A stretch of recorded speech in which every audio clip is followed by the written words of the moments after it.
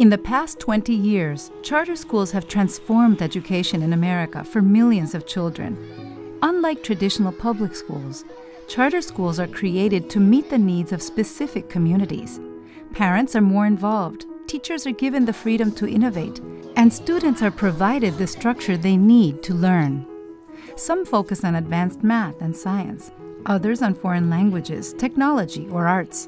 But they all have one thing in common: they must succeed. By and large, the terms of the charter are often give us the money, give us the flexibility, but in exchange, we will produce better outcomes. Nina Reese is president of the National Alliance for Public Charter Schools in Washington, D.C., the charter school group that fights for better education options for families. So from the get-go, the folks who are starting charter schools know that they're going to be held accountable to a higher set of standards of achievement than the traditional public schools are held against. And making that the focus of your school in and of itself is transformative in a lot of cases. With smaller classrooms and the freedom to set their own hours, teachers can give extra attention to the subject areas where students might struggle, either individually or as a class, and catch them before they fall behind.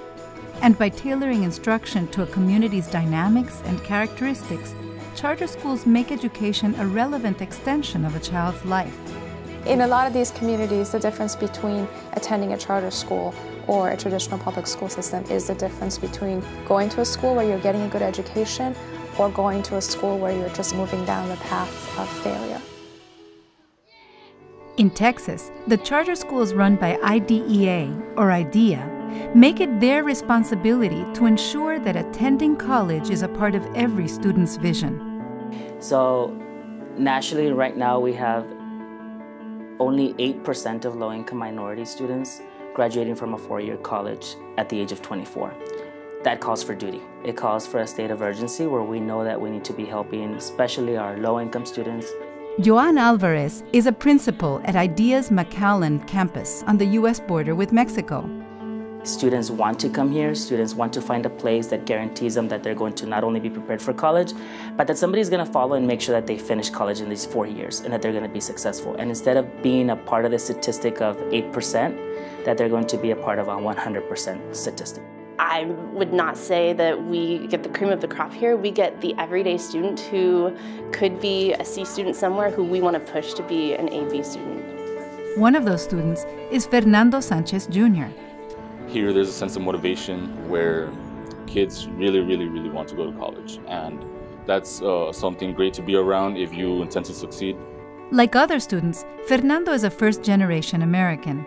We had an exceptional amount of love for each other, but the thing is that we never had a lot of money, so that's also, financial security is also something that drives me, something that I want to give back to my family. And I wish that a school like this would have been around when I was in school. Not only would it have made it easier for myself, but it would have made it easier for the students who were not in the top 10 percentile. And those are the 90% that I see in my neighborhood that have not gone to college, that have been in jail, that have, struggling lives because they didn't get the education that they deserve.